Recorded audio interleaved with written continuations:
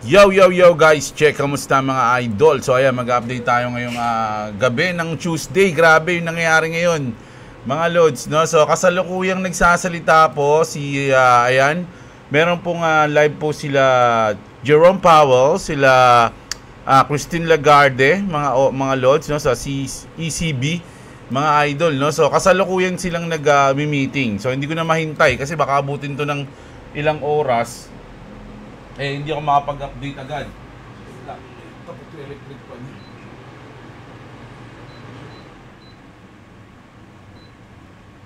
Hindi ako makapag-update. Mga loads, no? So, yun na. Nagla-live nga rin ngayon si Boss Robo. Nanonood din sila ng balita ngayon, mga idol. So, mag-update na muna tayo, mga idol, no? Mamaya na ako sasabay dun, mga loads, no? So, sa ngayon, nasa 2.18. Sa tingin ko lang, yung unang rinig ko sa mga sinasabi ni Jerome, naku, mukhang magdadrop to, mga idol. Sa tingin ko lang, pwedeng hindi naman, kung hindi magdrop, edi goods. No? Ito, Bitcoin to, 1 minute time frame.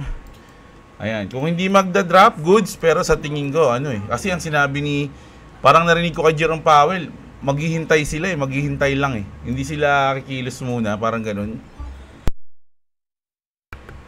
So waiting sila kasi sa tingin nila goods pa rin naman daw ngayon. So nako, mukhang magiging negative yung epekto nito. Hindi pa natin sure mga idol pwedeng mali ako niyan, mga lods, no? Pero sana nga mali ako at lumipad, mga lods, no? Kasi ngayon baka hindi ako makapag-posisyon kasi tagal ng usapan. So mag-update na muna tayo sa mga mainit-init na balita, mga lodi, no? So bago ang lahat, palike muna ng ating video, syempre alam niyo na 'yan. At sa mga gusto ng ganitong content, everyday update, no, sa ating crypto at syempre sa mundo ng trending news dito sa X, mag-subscribe na kayo sa ating channel, mga idol, no. So umpisa na natin. Ito na unang-una ang mga hacker na to. Mga mga spy.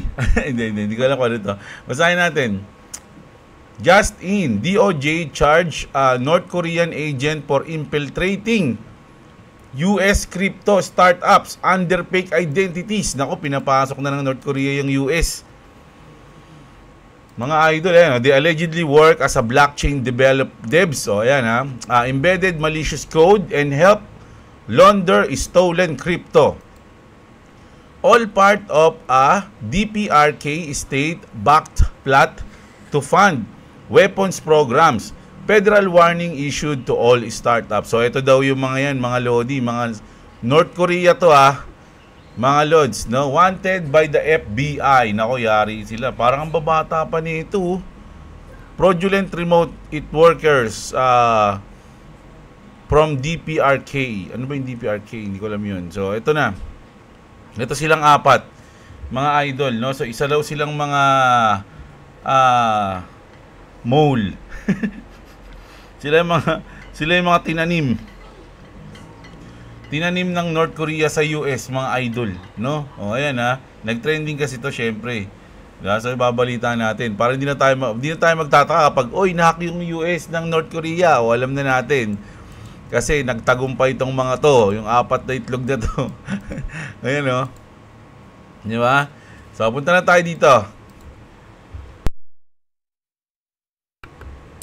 Sabi dito, mga idol ni Donald J. Trump, no? Ito na naman. Siguro kaya nga, tama sila idol Sino ba yung nag-comment nun? Kaya ata bumagsak yung market kasi naapektuhan na naman ng tampuhan o ng away ng dalawa. Si Donald Trump at si Elon Musk, mga lodi, no? Sabi dito, Elon Musk, no. Sabi niya, no? Alam ni Elon Musk to, sabi ni Trump. Long before he strongly endorsed me for president, that I was strongly against the EV mandate. It is ridiculous and was always a major part of my campaign. Electric cars are fine, sabi niya. But not everyone should be forced to own one. No? Hindi mo pwedeng i-own na yun lang yung gusto niyong bilhin ng tao. Kung ayaw nila, mas gusto nila yung dati, yung yung basic, manual. Diba? Okay lang naman yun Kung dun sila sanay, lalo na yung mga racer, kailangan yan manual, syempre. Elon may get more subsidy than any human being in history by far. And without subsidies, Elon would probably have to close up shop and head back home to South Africa. Nako, papabalikin siya dun. Mga idol, ang daldal daw kasi ni Elon. No more rocket launches, satellites, or electric car production. And our country would save a fortune. Perhaps we should have Doge take a good hard look at this. Big money to be saved. O, kumbaga yung company na inalisan ni Elon, which is yung Doge, ng Department of Government Efficiency, mga idol, eh siya ngayon yung aatakihin ng Doge, mga lodi. Si daddy ng Doge to eh. Si Elon, paano yan? Nako, baka bumagsak yung Doge ha. Meron pa naman akong Doge. Sabi dito, eto si Elon to, post ni Elon ha. What's the point of debt ceiling if we can keep raising it? So kasi parang ang nangyayari, tumataas yung utang ng US. Ayun yung parang ayaw ni Elon eh. Hindi ko naman alam kung ba't di sila nagkakasundo ni Trump, di ba? So, ayun yung sinabi niya. Ngayon, tinanong ngayon si Daddy Trump, pakinggan natin to mga idol. Nako, parang malulungkot si Papa Elon. I don't know. I think we'll have to take a look. We might have to put Doge on Elon. You know what Doge is? Doge is the monster that might have to go back and eat Elon. Wouldn't that be terrible? He gets a lot of subsidies, Peter. So, ayun mga lodi, no? Parang mahina kasi yung recorder nito mga lodi. Hindi ko alam kung bakit. Parang sinabi ni Trump dito mga idol. President Trump when asked about deporting Elon Musk. Sabi niya, I don't know. We have to take a look. Sabi niya, no? We might have to put Doge on Elon. Sabi niya, you know what Doge is? Doge is the monster that might have to go back and eat Elon. Grabe, nagkakaroon na naman sila ng bantaan, mga idol. Nagkakaroon na naman sila ng trash talkan, mga lodi. Ano ba nangyayari dito sa dalawang daddy natin? Mga lods, no? Nag-aaway. So, dahil ata dito, kaya daw nag-drop yung market. So, ngayon, medyo hindi pa alam, hindi pa malinaw, hindi pa tapos yung meeting eh. Mga lods eh. Nagsalita na si Jerome Powell eh. Kaya lang, forward na ito, ba't ganun? Uy, sa live ka, di ba? Ba't ano? Ayun na. Probably modest was thinking at this level by ayokong kasi baka maka-operate ako dito mga lods eh. No, may kibalita na lang tayo mamaya. No? Titignan na lang natin yung galaw ng market kung ano nangyayari. Kasi baka mamaya may ibitaw si Elon si Jerome Powell doon na pwedeng maging hawkish o maging dovish. So ayun yung aabangan natin kung ano mangyayari. Kanina kapag kapag 9:30 pa lang, umangat na, umabot na agad dito. Pati sa Bitcoin, ganun din nangyari, mga idol eh. Nung 9:30, ayan, umangat dito, kaya alam, biglang nag-drop. Tapos umangat ulit, oh, ayan. Ito yung sa Bitcoin to. Diba? So ngayon, ito pa. President Trump slams Elon Musk and threatened to cut government subsidies to his companies. Elon may get more subsidy than any human being in the history by far. So ito na yung back from South Africa. No more rocket. So ayun na nga mga idol, nabasa ko na pala to. O ayan. No? So medyo, ayun no, Doge, siya nga yung daddy ng mga Doge eh. Tapos biglang aatakihin siya ng sarili niyang aso. Parang ganun yun, no? Inalagaan mo tapos kinagat ka sa mukha. Anong gagawin niya ni Elon? No? Alam nyo, hindi ko alam kasi para lang sa akin, no, siguro hindi talaga political person to si Elon Musk. Kasi kung political person to, tulad ng mga politiko dito sa atin sa Pilipinas, pagka ganyan, tatahimik na lang siya eh. 'Di ba? At makikinabang siya kung anong gusto ng presidente. Ganun yung mga nangyayari dito sa Pilipinas eh, mga idol eh. Kumbaga, kahit na lumabag sa sa tinitindigan mo, 'di ba? Basta makikinabang ka, hindi ka maalis dun sa posisyon na yun, gagawin mo lahat. Di ba? Ganun yun eh. Mga idol ang lala dito sa atin. So dito sa US, talagang makikita mo na ibang-iba. Lalo na si Elon, wala siyang halong politika. Lagi niya lang sinasabi yung gusto niyang sabihin. Kahit na tawag dito, malugi pa siya, malaki yung mawala sa investment niya. Talagang gusto niya sabihin yung gusto niyang sabihin. Kahit na ang kalaban niya pa presidente na, naging kampi niya. 'Di ba? Kampi niya tapos biglang ganoon, 'di ba? So ang lupit dito, mga idol, no? So ayan, grabe. grabe. Oh, ito. Punta na tayo dito mga idol, pero bago ang lahat, syempre sa mga wala pang crypto exchange dyan, mga idol, no, andyan yung link natin sa baba ng description. Pakibasa-basa na lang. Malupit yung link natin dyan mga lods. Nagdadala ng swerte sa buong buhay nyo. No? O, ayan. Matindi yan. So, sabi dito, SEC accept Grayscale application to convert its XRP Trust into a spot ETF. So, malapit na to. Ang dami ng sa poly market pa lang mga lods, kahit na yung kanina yung binalita natin, halos nasa 95% na sila na sure na magkakaroon ng ETF yung mga nabanggit na coins, which is XRP, Doge, Solana, Chainlink. So yung mga yung mga nabanggit, di ba? So solid yan mga idol. Ito din matindi mga lods, ang tindi nito. Hindi lang to sa XRP no? Crypto to, buong crypto. German's largest bank, yung Deutsche Bank, no? Ayan, yung Deutsche Bank, di ko lang basahin yan, no? To launch crypto custody services in 2026, no? Global banking has only one savior, no? Most of you aren't ready. So ayan napansin ko lang mga idol, kasi syempre kung titignan natin yung ating cycle, kung babasahin mo yon, kung susunod ka sa timeline ng ating 4-year cycle, 2026 magbe-bear market na. No? Pero pagdating sa XRP mga sa akin lang to pagdating sa XRP, maraming good news na darating sa XRP sa 2026.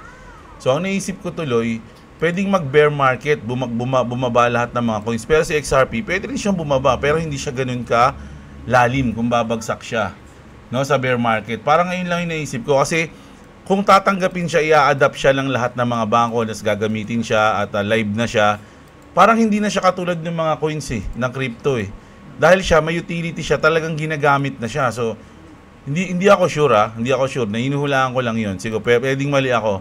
Pero ang sa tingin ko, once na lumipad si XRP, magkaroon man ng bear market, hindi siya ganun maapektuhan. Pag talagang nangyari na yung mga nag-adapt sa kanya, no, na ginagamit na siya, bangko, ETF, lahat yan. Once na ginagamit na siya, doon na natin makikita yung talagang gilas niya mga idol, no, sa 2026. Kung talagang maapektuhan siya ng bear market o maapektuhan man siya, mahina lang. Sabihin natin 20, 15, 30, malaki na yung 30%. Tapos yung iba, maabot ng 60, 70, 80% yung drop. Pero siya hindi. Pwedeng ganun. No? Pagdating sa kanya, special lang to, sa kanya lang. Pwede rin natin sama yung mga yung mga ISO, compliance na coin. Pwede rin yun, mga idol. No? Ayun lang yung sa akin. Huwag nyo akong paniwalaan, mga idol. No? Huwag kayong bumase sa mga sinasabi ko para bumili, magbenta at mag-hold ng coins. Do your own research, mga idol. No? Ayun lang yung sa akin dyan. Ito na naman, kanina lang to. Mga idol, July 1. Ayun, leading all tokens in volume on July 1. XRP takes over Korea's top exchange. Upbit surpasses Bitcoin and Ethereum with 166 million traded in 24 hours or 14.37% share. No, Korean traders are all in on XRP. So hindi lang yan alam ko pati Japan, pati din China, alam ko yung binalita natin yung nakaraan, 'di ba? May 300 billion ba 'yon na million yung China, no? So, tignan na lang natin, no? Kasi sa ngayon medyo pag sinabi mo yung future niyan, hindi mo rin naman mahulaan 'yan. Talagang tawag dito, nagbabaka sakali ka lang din kung mangyayari o hindi. Pero kahit na sure ka na mangyayari 'yun, hindi mo pwedeng sabihin na ganito yung mangyayari kasi future 'yun, baka may magbago, di ba? So, ganoon. Sa atin, mga idol, lang yan. Haka-haka pa lang. Pero, pwedeng mangyari, pwede rin hindi mangyari. Ganun kalupit yan. So, ito, Ethereum. Ito yung parang chart ng Ethereum. Ethereum is testing his regression band. Ayan. If history repeats, a big rally is coming. So, alam nyo naman, kapag nag-rally yung Ethereum, 'di ba? Ano ba kasunod nun? Alt season. So, lahat ng alt lumilipad, mga idol, naguunahan sa ere. So ito yung chart ngayon ng Ethereum. So bottom retest, tapos bottom retest. After ng retest kasi usually nagpa-pump, no? Nagpa-pump siya ng malaki. So kung susumahin natin yung pump ng Ethereum, pwedeng umabot siya ng mga pwede nating sabing 10,000 pinaka minimum. Di ba? Magto 2x, kumbaga. Nasaan na ba ngayon si Ethereum? Ano ba ngayon si Ethereum? Dollars to mga lods 2,000 eh. O, pwede siya maging 4x or 5x. No, mga idol. If mangyari, no? If mangyari tong ganito. Minimum yun Minimum, no? 5x o 4x, mga idol, si Ethereum. Ito naman, syempre, pag may Ethereum, may Bitcoin. Diba? Insight, the Bitcoin halving price regression din. Chart is built only from halving. Day prices, no? No hype, just trend. Blue equals on trend plus 6 months. Green, 1 year ahead. Yellow, 2 years ahead. And yung red, overheated. Right now, Bitcoins in the low green zone, just slightly ahead of trend. Historically, this is when things start to heat up, mga idol. So, nandito na tayo sa ibabaw ng almost blue. No? So, once na nangyayari na after ng bear market, tas tumatama tayo dun sa blue, mga idol, usually, dun lumilipad, no? Bago bumagsak. So, ito, nung bear market and then umabot sa blue, lumipad, no? Ito, naglaro dito 2022, 2021. Ito yung umabot din sa blue and then lumipad. So, ngayon, parang ganito yung nangyayari. No? Merong portion dito bago lumipad, portion dito bago lumipad. Ngayon, andito rin tayo sa portion na to. Tapos, nasa ibabaw na siya ng blue. So, ang chances is pwedeng lumipad siya. No? O, ganun. Mga idol, pwede rin sabihin natin mag 4x to 5x din yung Bitcoin. Di ba? Why not? Solid naman. O, di ba? So, yan mga idol. No? Ito yung ano natin. Ito yung news natin ngayong gabi. Mga lods, no? Ang pinaka-main natin is yung awayan netong dalawa na to. Sa tingin nyo ba, ito lang tanong ko lang, sa tingin nyo ba lalala to ulit yung awayan ni Elon at ni Trump? And then once na lumala siya, anong mangyayari sa market natin? Sobrang maapektuhan ba siya o nagsawa na yung mga tao? Yaman mo yung mga yan, kahit na mag-awayan, huwag tayo magpa-apekto. Gagaling ba yung market?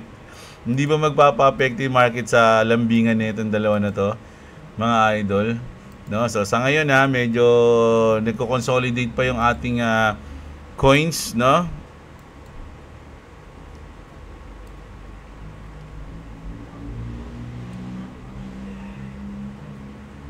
So hindi ang haba nito siguro, mga lods, no? Hanggang alas 12 daw to, sabi ng Boss Robo, hindi ko alam Hintayin natin, no?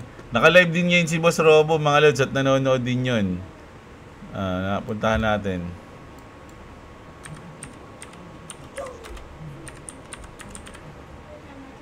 Stock tambay. Ayan, naka-live si boss. No, ayan, nanonood din siya. Oh. So, tahimik yung sounds. Walang sounds dyan. Nanonood din siya. May position ba siya? Nako, nag-short si Idol. No, so ngayon, naka 50x siya. Short margin, $80. No, negative 2 pa lang siya ngayon. Dito ata ang kanyang position ng short. Medyo lumipad ng onte. Dito yung stop loss niya, mga idol. No, so ayan. Sa mga gustong manood ng live trade, ito, punta kayo dito kaya Stock Tambay, naka-live siya ngayon. Hanggang mamaya pa to si boss. Kahit na matapos yung aking video, no? Sasabay din ako dito mamaya, mga idol, no? So, ayan. So, basahin ko na muna ang inyong mga comment, Punta muna tayo sa mga comment nyo. Wala pa naman nangyayari sa market, Baka mamaya madaling araw pa yan. Maapektuhan, mga idol, no? Mamaya madaling araw. Yung pagkagising mo, bigla wala na. Boss Jeb, malupit rin po ba ang Algorand? Oh, goods din yan, mga idol. Boss Jeb, na-mention ka na naman ni Boss Robo. Lupit talaga ng idol ko. Kasi binati ko si Boss Robo kanina. Nung nasa CR ko nun Naliligo ako Tapos nagligla-live ako sa cellphone. Pinapod ko siya. Sabi ko, good evening, boss. Oh, yun.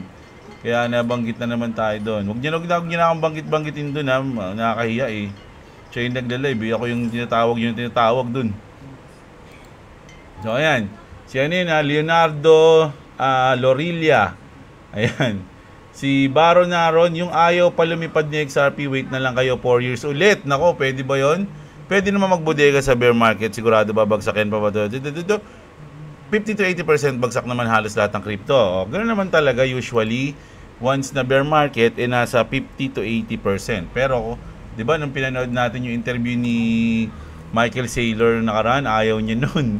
Ayaw niya, hindi na siya naniniwala na babagsak, mga idol. So, nako, antindi nun pag nangyari yun, mga lods, no, na nagkaroon ng bear market, pero hindi na bumagsak yung coin. No? Pero hindi Bitcoin. XRP yung hindi bumagsak, tapos yung Bitcoin bumagsak. Bibili talaga ako maraming Bitcoin pag nangyari yun, mga lods. Playlist, double tap, sabi ni Idol, no? Sabi ni Sam, wala yan sa Pinas, yung Optimus nakokontrol sa Pinas, pag may kaaway tutumba, picture lang katapat. Magkakaroon nga ng siguro ng pa rin na ba yung Real Steel? Si Hugh Jackman, mga lods, no? Parang ganun yun. Magkakaroon ng boxing, oh. Ano na? Wala nang tao, puro robot na lang. Setup na lang. King Shang nag-react na naman siguro ang crypto market dahil sa away ni Daddy. Yun na nga ni Daddy Trump at Elon Musk Boss Jeblo, shoutout sa'yo King Shang. Sudo.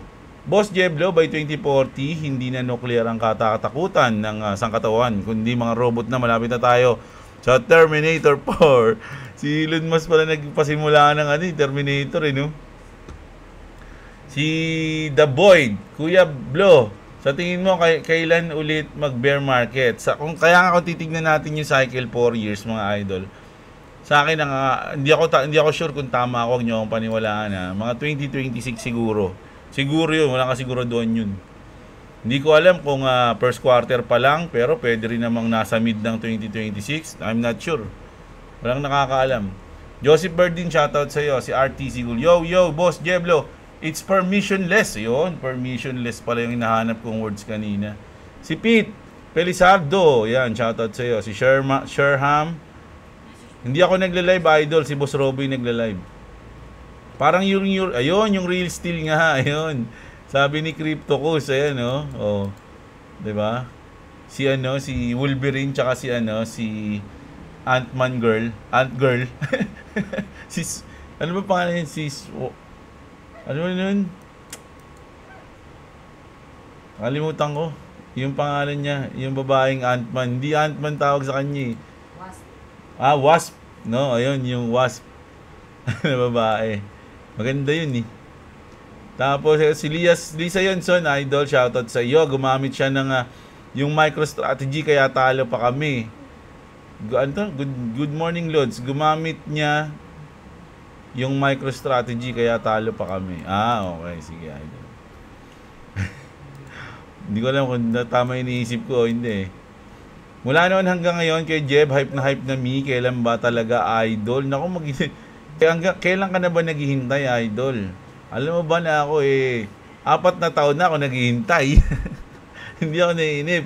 Yung iba mas matagal pa sa akin Meowsi, nabuksan na yung Micha. Kaso, inahipan. O nga, nahihipan kasi tawag dito.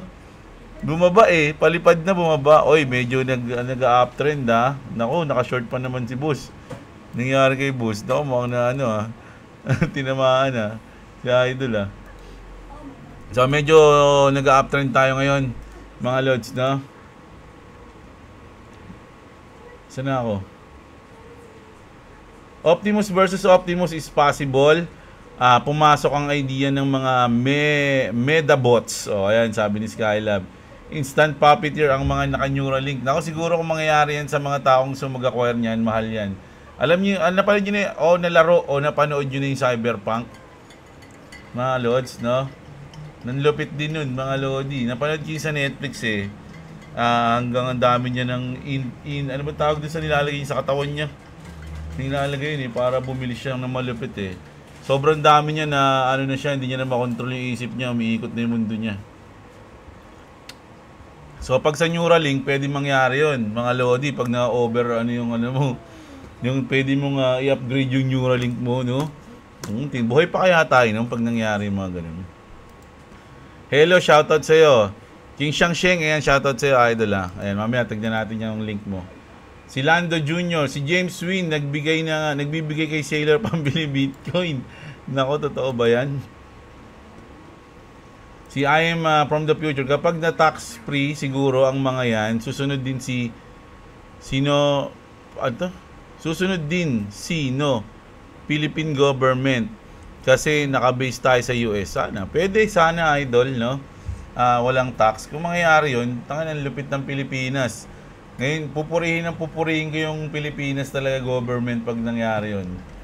Kapag hindi nila tinaksan yung mga US-based crypto. Dapat dito rin sa atin may Philippine-based crypto, no? Yung Lodi coins na mukhang chupul. Yung Lodi coins na maraming in-scam.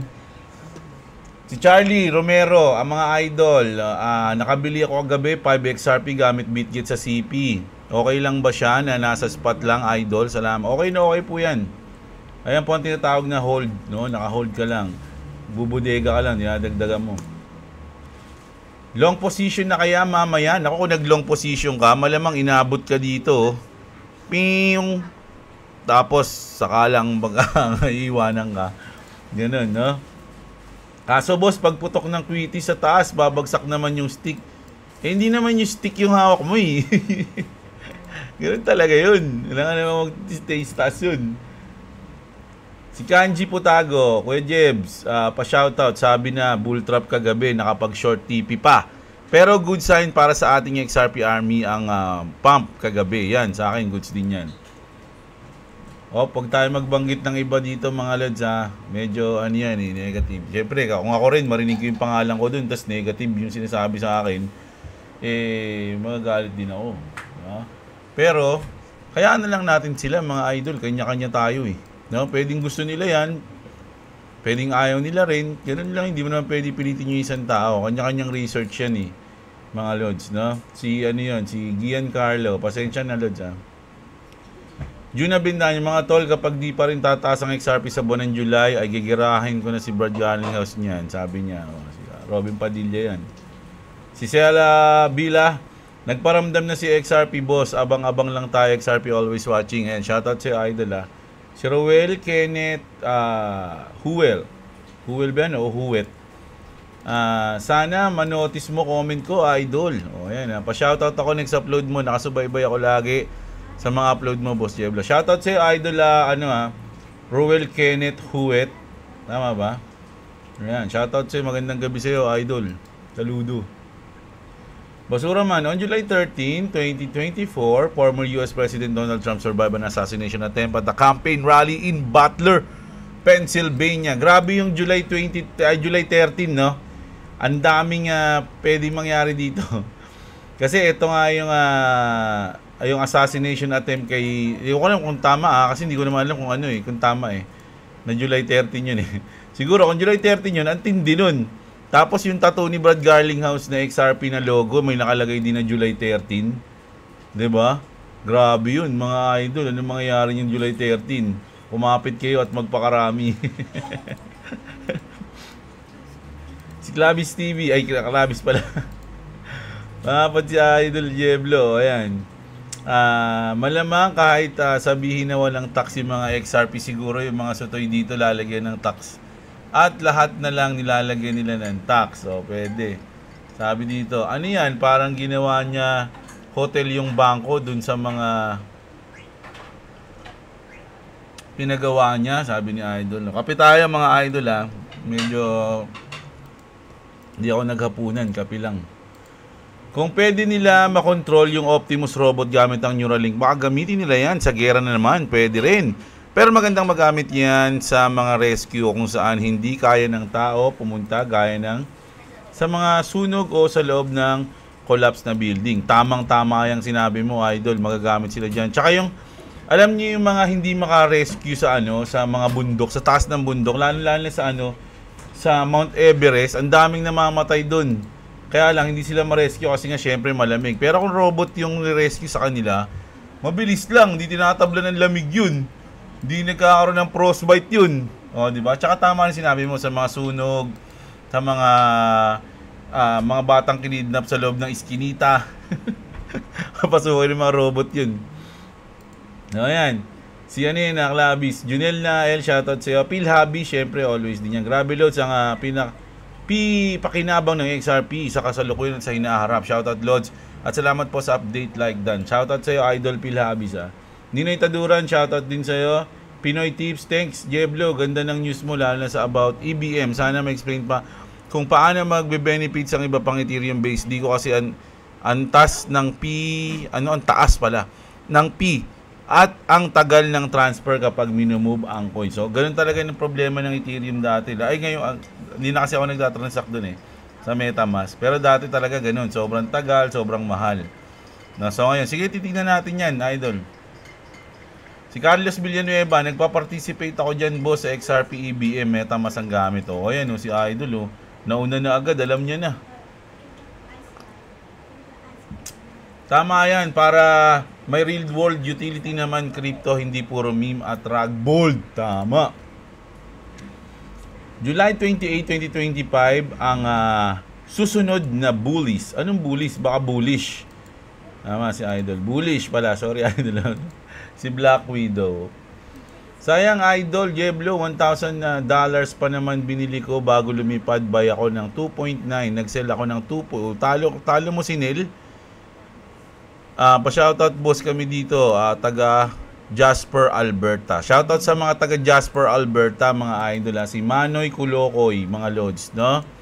So sabi ni Kawai Inuko, kinabahan ka, ako may nabili din sa taas pero di ko binenta kasi kada bili ko pababa ng pababa.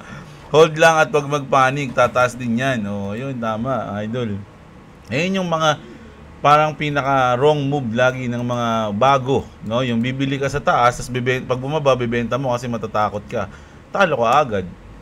Diba? Ganun lang yun. So sabi nga, ilang beses ko sinasabi, hindi ako nagsabi pala, si Warren Buffett, like kung sinasabi yun dito na sabi niya, kung di mo kayang i-hold ang iyong invest ng 5 to 10 years, wag ka na mag-invest. Doon pa lang kasi hindi mo kaya siyang i-hold, no? Kasi lahat naman sa crypto, mga idol, pag sinum mo, lalo na yung Bitcoin, talagang pataas yun. Kaya lang, gagalaw at gagalaw yun. Sobrang volatile ng crypto, mga idol.